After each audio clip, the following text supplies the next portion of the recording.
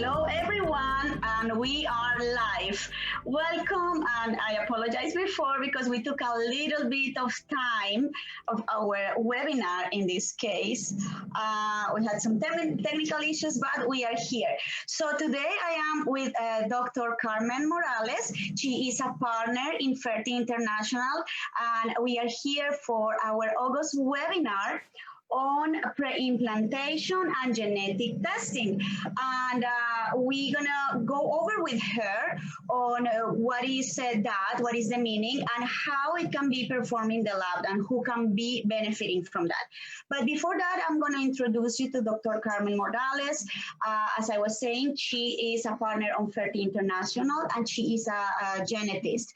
But Dr. Carmen, I always like to give the word to my guests. And the first thing that I always tell my guests is, what was the inspiration? What was the cause, the reason that you choose this field? Were you having any fertility issues or just, like a vocation, a focus that you wanted? Please take the word and, talk a little bit about yourself with our audience. Okay, thank you very much for the kind introduction and also for having me here, and so we can speak about pre-implantation and genetic testing. First of all, I'm going to introduce myself a little bit. I'm a geneticist, a biologist with a PhD in human genetics. I'm from Barcelona, Spain, where I get my degrees and I got my training. I start in the field of human genetics, and in 2012, I specialize in reproductive genetics. That I think it's an amazing part of the genetics, because it's like the origin, and Yes.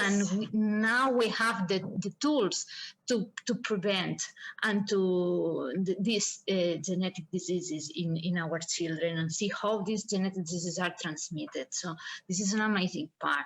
As you say, I'm a co-founder, a partner in Ferti International, a fertility clinic located in Barcelona, Spain, that is specialized in international patients mainly. But I'm living in Kuwait, where I'm also co-founder of a genetic laboratory specializing in pre-implantation and genetics. In general, kind of genetics we are offering, because genetics, it's a whole, you cannot separate. I'm living here since 2014, but also I'm collaborating with Ferti in terms of providing genetic counseling and support in all genetic cases they have. Okay, so this is a little bit my life. Background.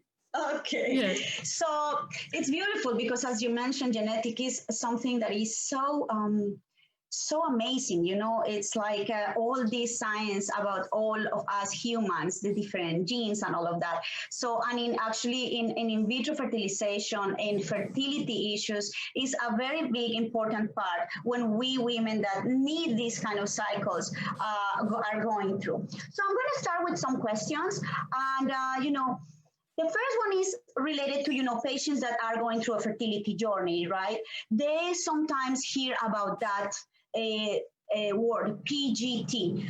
Most of us, when we start a fertility journey, we don't know all these acronyms and all of that. So what is PGT? It means, pre-implantation genetic testing. What is that, doctor?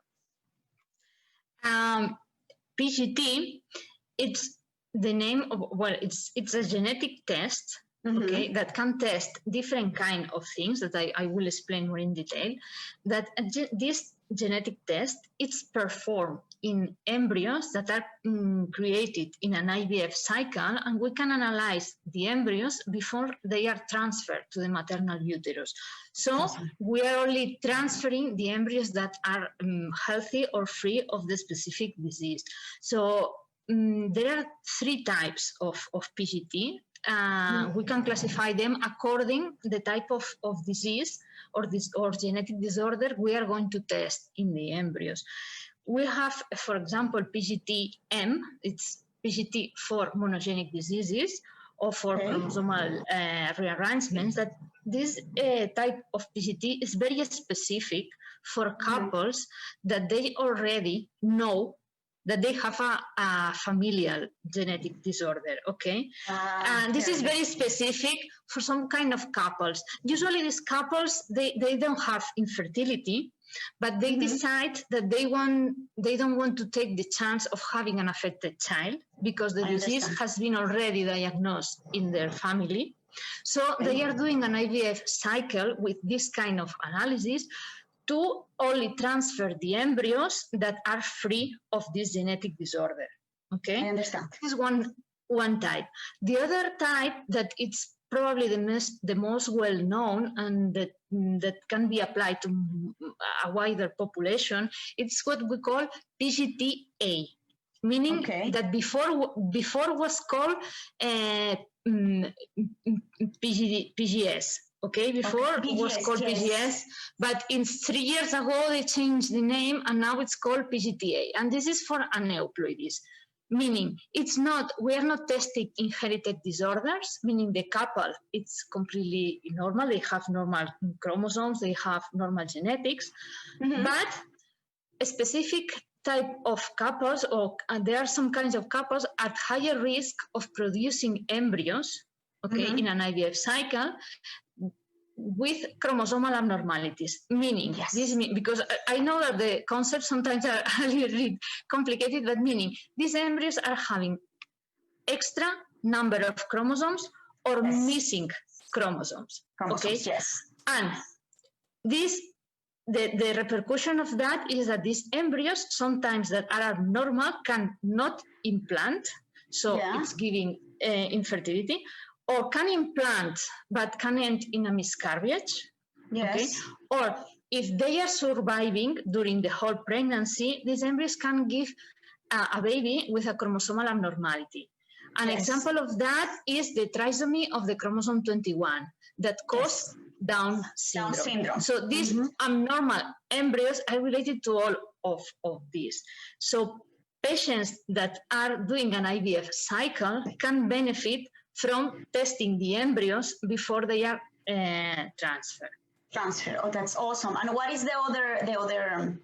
You say it's three. Yes, the first one is for monogenics, also for chromosomal, for structural rearrangements that we call PGT-SR, that it's also for a specific group of population that one member of the couple is carrier of a chromosomal rearrangement. That what is this? It means that they are not having extra or missing chromosomes. The only thing is that the chromosomes interchange sometimes pieces of DNA, or they are upside down. So they are completely normal. They are balanced. They have a normal life. Usually what they are at risk of having abnormal embryos because of that. But this type of PGT, together with the PGT for monogenics, it's very specific for a specific kind of patients, okay? So it's quite different. The PGT-A for aneuploidies, that a wider group of patients can benefit, and PGT-M that needs a diagnosis in the couple previous to start the IVF, okay? IVF, yes. That's so interesting, because when I was doing my cycles, one of the things that you heard is, like, for example, Ashkenaz Jewish couples that go through the in vitro. So most of the times they don't have infertility, and it's what you mentioned, the first type, the M, because, for example, certain group of Ashkenaz Jews or certain group of Sephardic Jews, like, for example, the Iranian, they marry between cousins and all of that. So that can,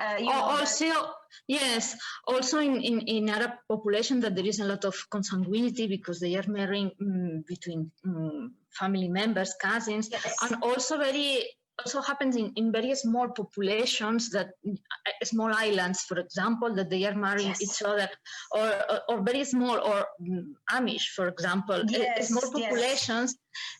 So we know that they are sharing a common ancestor. Yes. So if this ancestor was carrying of a mutation or was affected of a disease, this disease is widely spread in this population. So they are at higher risk that other people that are marrying randomly to have Yes. children with a genetic disease. So in that cases, usually it's offered a screening in these populations before they are getting married of the most common diseases. So before they are giving a report. Okay, you are marrying to your partner. It's also carrier. You are carrier, so you are at risk. If you want, you can do an IVF cycle with PGT for having children free of the disease. That because these populations are at higher risk than others, and usually for each population is specific diseases because it's because they have a common ancestor. So they are coming from the same. Ancestor. Genetic, ancestor. Yes, and they are genetically very close because if you are marrying randomly with a person from another country, even the chances of marrying someone with the same mutation in the same gene that you are very low. But if you are marrying your cousin that it's having common family members, the chances are much higher and much higher for the reason.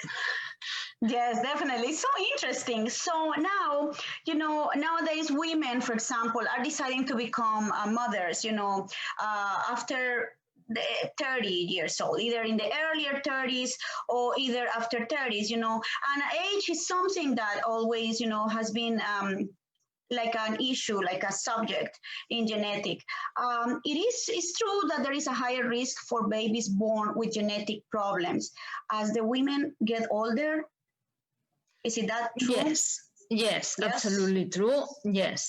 I'm going to focus now on this aneuploidies, PGTA, because as I told you, for PGTM, it's a specific kind of population, but for aneuploidies, for example, having babies with Down syndrome, it's well known that with the maternal age increases, the risk of having a child with Down syndrome is much higher. And also increases the risk of having a miscarriage. That at 45, the risk of having a miscarriage can be as high as 50%. Okay. Oh wow! And we know that these miscarriages in 50 to 70% of cases are caused because this fetus or this embryo is having a chromosomal abnormality, meaning having extra or missing chromosomes. So abnormalities in the embryos, with these embryos are not having the proper number of chromosomes, are related to non-implantation, to miscarriage, and to children affected. Okay, and we know that this correlates with the maternal age.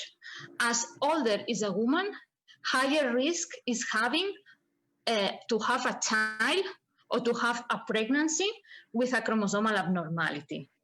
And this is because women, different than men, we are having our eggs since we are born. So our eggs start to be originated to develop during our fetal life, and when we are born, these eggs are like stop. Okay, the development is stopped until we enter puberty, and in puberty, in each month, in each menstrual cycle, it's starting again. So our eggs are as old as we are. They age with us. So when you are 40 years old, your eggs are 40 years old, and these eggs that are old are at higher risk of having giving embryos with chromosomal abnormalities. I understand perfectly. So clear. So it's and after 35 years old, this risk increases a lot. So after 35 years old, a woman is classified as advanced maternal age, meaning that she is at high risk of having, if she's doing an IVF cycle, of having embryos with chromosomal abnormalities. For example, a patient of 45 years old, if she's doing an IVF cycle, around 90% of her embryos in a cycle can be chromosomally abnormal. Oh wow! Meaning, so it's very high. very Yes. high risk of having abnormalities. For this reason, the fertility with age it's decreased because these embryos, most of them are not implanting or are not surviving the whole pregnancy. Yeah, I understand. So the correlation between maternal age and aneuploidies, it's clear, and the age is an indication for a PGT-A test when you are doing an IBS cycle. Oh, so great. doing Yes, a it's so PGT-A, clear. it's one of the main indications. Also, we already know that when you are getting pregnant naturally, if after certain age, the follow-up that they're doing in the pregnancy is much higher, you have to do a lot of tests because your risk of having a baby with a chromosomal syndrome, it's much higher than a patient of 20 years old. Yes, that they do one test that even if it's a natural pregnancy after 35, I think is the amniocentesis to find out this kind of things about 20 weeks. Yes. Because the risk is very high, and after 35, it's growing like exponentially. Okay, now it jumps to the next question, doctor. Is this also the men age is also a factor, or is completely different than women? It's completely different. For men, the age, since the sperm are produced during the whole life of men, it's not like us that. So it has not been detected that with the age of the men, they have more abnormal embryos. There is no correlation about that.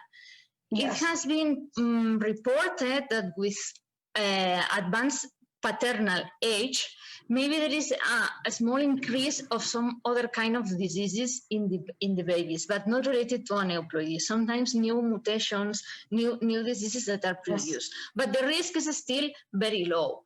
It's very low. So with age, there is no correlation with aneuploidies as it happens with maternal age. The other thing is that sometimes with age, with paternal age, the quality of the sperm can be lower.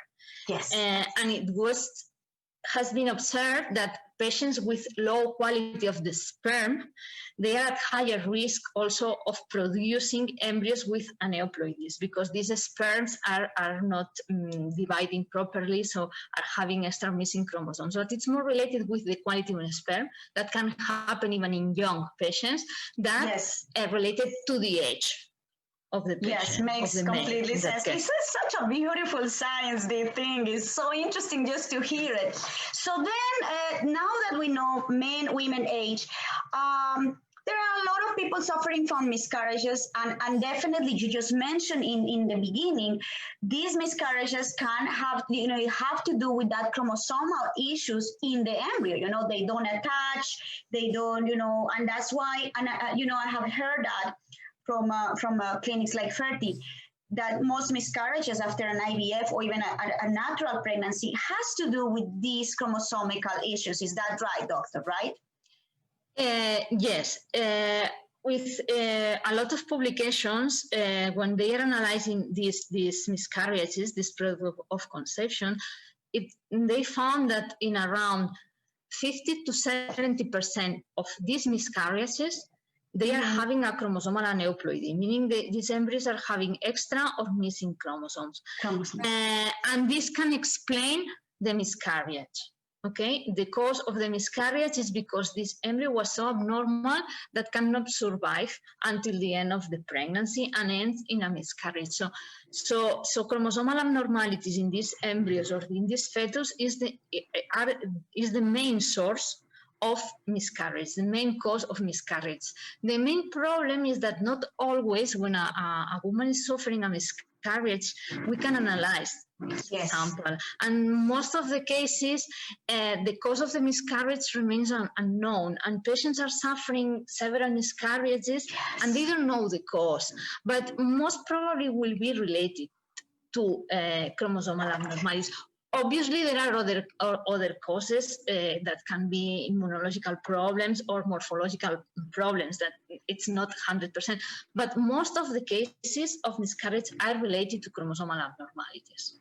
For this reason, always that it's possible, it's recommended to collect sample from these miscarriages to do the test. And it's also it's very for the patient. It's very good to know what's the cause of the miscarriage, because if not, it's always the anxiety of what's going on. It's me, I did something wrong, but happened. So sometimes it's very important. So it leads to multiple cycles. It's so true. Yeah.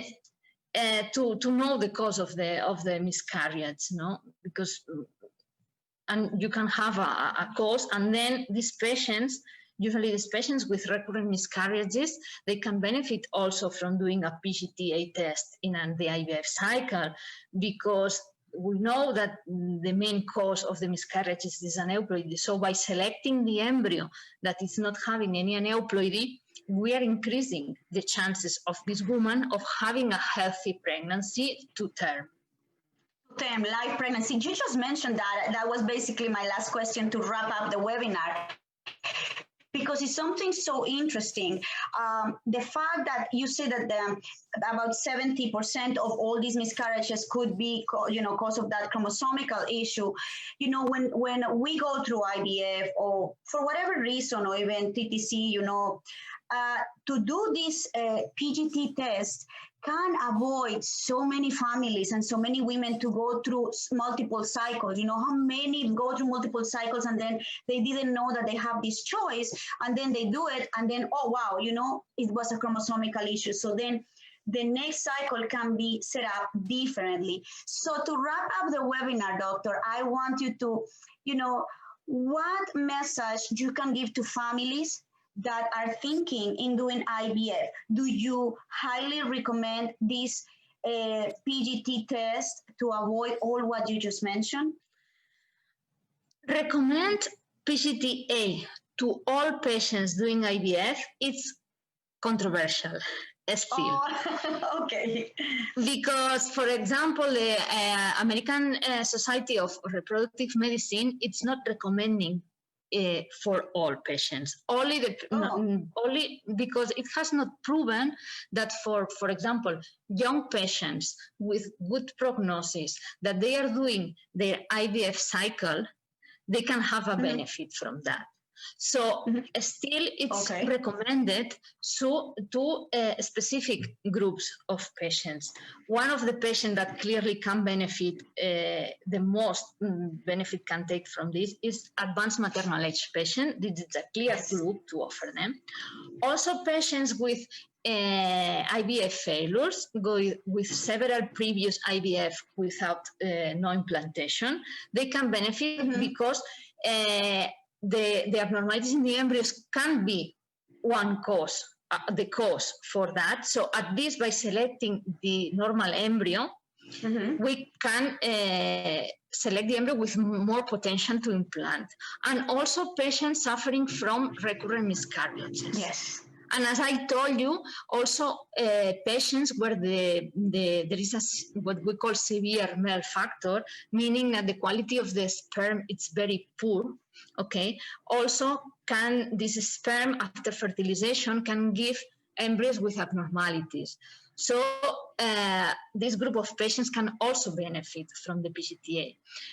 I have to tell you that some clinics and some doctors, they are offering PGT-A to all patients, even in donor cycles, because there is the policy of the clinic. But also I have to tell you that it's not recommended by all scientific societies, because we still need more trials, randomized trials, to prove benefit, as I told you, in young patients, because sometimes patients that are doing their first IVF cycle, they are young with prognosis. But in that patients, it's an additional cost to the IVF, and sometimes it cannot see. So for this reason, it's not recommended for all at the moment. We need more data about that. But for the group of patients I told you, the benefit, it's very clear. It's very clear. It's very clear, especially in advanced maternal age patients. That shows that not increasing the pregnancy rate, reducing the time to pregnancy, because in the first attempt you are choosing the embryo with more potential. Other way, it's trial and error. You are transferring embryo after embryo, until you find the one that it's normal and it's implanting and it's giving you a healthy baby. But if you know this in advance, you can choose. As I told you, for example, a patient of 45 years old, you have to consider that 90% of the embryos can be abnormal. So imagine if she is having 10, you need to transfer all of them until you find the only one that is normal. So if you know in advance, you can transfer this embryo. And this is it's time saving. It's avoid also multiple cycles. I definitely think that you were very specific on what group of people, age-wise, and all of that is recommended to have. I honestly think that definitely when we are certain, after certain age, we can do that. We did it in my third IVF cycle, and it came clearly. What was the embryos? There was 5 in the end. One had chromosomical issues, and so you know that this is not the one that you want to transfer. So definitely is something so interesting. Dr. Carmen, I truly, truly appreciate your time, your knowledge. I am very happy to be a partner also with Ferti. As you know, I'm the emotional coach for support and all of that. Yes. I love, Esther, I love all the team, and I enjoy every month to have these webinars with you guys because it's incredible the tools and resource and support that you offer to our community. Thank you so much, and I truly hope to have you again. You have incredible knowledge. Yes, because we can talk about genetics hours and hours because it's Absolutely. And I want to remind our audience before we say a goodbye. Please, this webinar is going to be in our Facebook Live all the time. So today is going to be as an announcement in the group. If you have any questions, please don't hesitate to post the questions in the comment. Tag me, tag Dr. Carmen too. I'm going to add you to the group. If you are not, I will add you because it's very important that if they have questions, you are the doctor. Yes, yes. And also, once we wrap the webinars and we go to the next one, this webinar is going to be in the files. The group now has files that is going to be saying webinars with Ferti. So any one of you can go back, look into the files, and check the webinar again. It's never deleted. And as I said, you can tag me or Dr. Carmen. And thank you so much, everyone. Thank you, Doctor, for being here with us. Thank you. Thank you very much.